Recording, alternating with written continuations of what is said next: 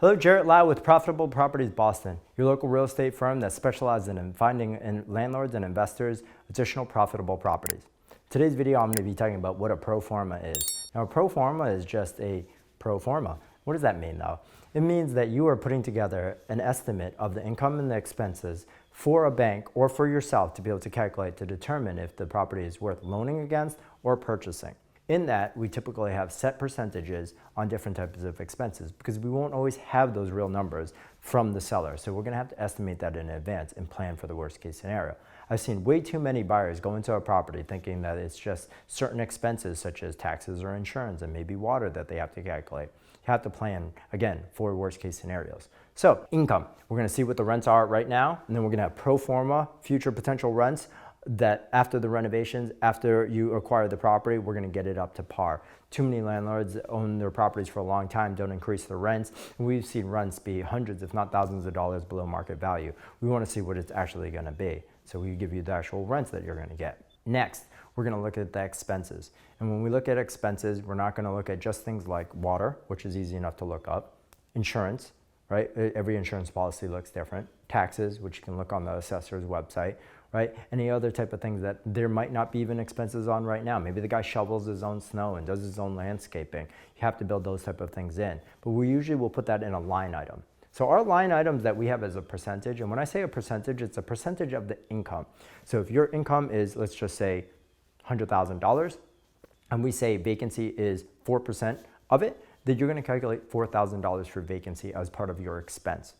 Now that's really important because even if you don't have vacancy, you're planning for the worst. So if you budget for it, if it goes well, fantastic, right? It goes above what you exceeded expectations. But if you don't have it in there, the banks aren't gonna like to see that.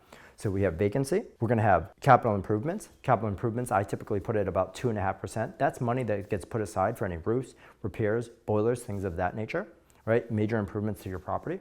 You're gonna have bad debt. Some people, 1.5% of bad debt. That's just money you're never gonna see again. Maintenance. Maintenance depends upon the property, the quality and condition and age of it. You can put anywhere between 5 and 10% depending upon that, all right? And these are the type of things that after you have those line items kind of listed out for you and you have the income that you propose, because the income is really just the rents that you think you're gonna get times the 12 months, right? Add in any extra type of things such as laundry or parking.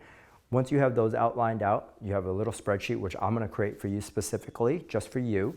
And then what's gonna happen is that we're gonna look. And once we have that NOI is net operating income, which is gonna be those proposed rents minus those proposed line item expenses that we just covered, like taxes, water, bad debt, maintenance, right? We're gonna have a net operating income. Net operating income is really valuable because once we have that purchase price we're making offers at, we're going to be able to help calculate out your cap rate. And your cap rate is what we're going to use to be able to determine what property is right for you. And when you go into a property and you know the cap rate that you're looking for, you're going to know the purchase price that you can go up to based upon the NOI that you're going to get. And that's huge because we want to take emotions out of this entire equation, right? We don't want someone going, oh, if I just paid another $10,000, I'm going to get that one.